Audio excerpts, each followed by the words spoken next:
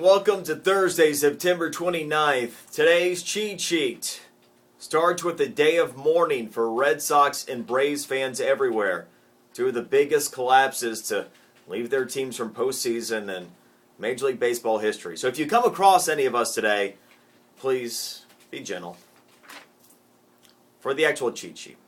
Herman Cain, something interesting yesterday. He came out and said that he will not back Rick Perry if he were to become the GOP nominee. He would not endorse him. And he cites the primary reason being his stance on illegal immigration, specifically the subsidizing of education, higher education for kids of illegal immigrants.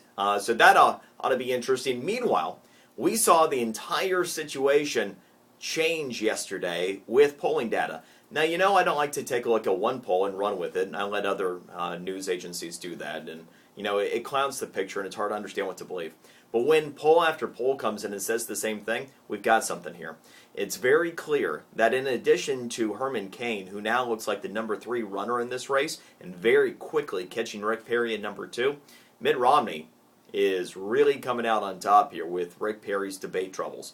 Mitt yesterday, in 2 national polls, I ended up reclaiming the lead from Rick Perry, anywhere from 3 to 6 points in the 2 different polls. But here's something that's even more significant. When you take a look at the state level, we had polling data come in from Florida, Ohio, and Pennsylvania. By the way, all very important swing states. In all those situations, Rick Perry is no longer leading. Before the last debate, he was leading in polling data from all 3 of those states. Now, it's Mitt Romney in every single one of those, sporting as high as a 6-point lead depending upon the state. So when you take a look at the general election polls, and Romney is leading, when you take a look at the individual state polls that are coming out, and Romney has taken the lead from Perry, now you can begin to draw a conclusion that Rick Perry's campaign is in very serious trouble, and Herman Cain, up to the number 3 spot, is very quickly could become the number 2 man in a horse race if Rick Perry slides even further.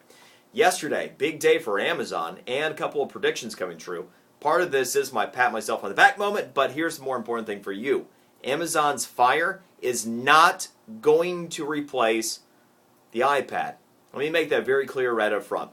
Amazon's Fire is a very cool product. In fact, it might become your new e-reader/tablet. Amazon certainly thinks it could become so.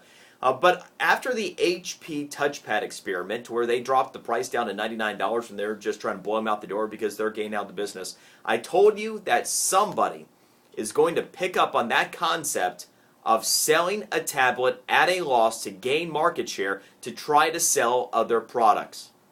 Amazon, by pricing the Fire at $199, is losing approximately $50 for every one of those tablets they will sell you. It will very quickly become the number 1 Droid-based tablet in the marketplace. With the price being there, and it being an e-reader, and it having streaming capabilities, it's really Netflix, because of Amazon's inventory of streaming movies and distribution of books, that could be in trouble. So this is not the iPad killer. It's not the iPad market share stealer. It is the killer e-reader, which is also why you saw them drop the price of the e-readers to my next prediction, which was before the start of the holiday shopping season, you would see a sub $100 e-reader. The e-reader, the Kindle Touch, was dropped to $99 yesterday, and the non-touch, the no-frills variety, down to $79. So big day for Amazon. Get all the information about the ins and outs of the Fire on the physical cheat sheet today. But Amazon's got something there, and I bet the price works. This is going to be awfully interesting to watch. Meanwhile, it was a new day for Groupon yesterday. They're officially entering retailing. To this point, they've been selling the coupons and the discounts to actual retailers themselves.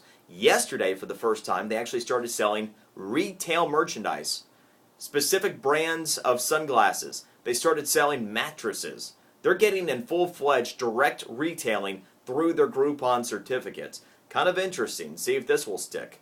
Also, we ended up getting news out of the automotive industry yesterday that was pretty positive. The UAW and General Motors went ahead and signed a labor agreement. On top of that announcement, GM said that they have agreed to hire 6,400 people over the next several months heading into next production cycle. That ought to be welcome news for folks in Detroit and around the rest of the country. Meanwhile, Ford hasn't made this announcement official, but it looks like they are likely to agree to hire 10,000 additional workers over the same period of time, as the success we continue to see in the American auto industry is washing its way into the employment cycle. Both of these companies have been active hirers over the last year and look to continue to be. And could you believe that Facebook could store up to 800 pages of information on you? It's true. It's out there. Check out the physical cheat sheet, but everything you put up on your Facebook page, everything your friends put up on your Facebook page, it's all there in perpetuity, at least for now. That's a cheat sheet. We'll see you tomorrow.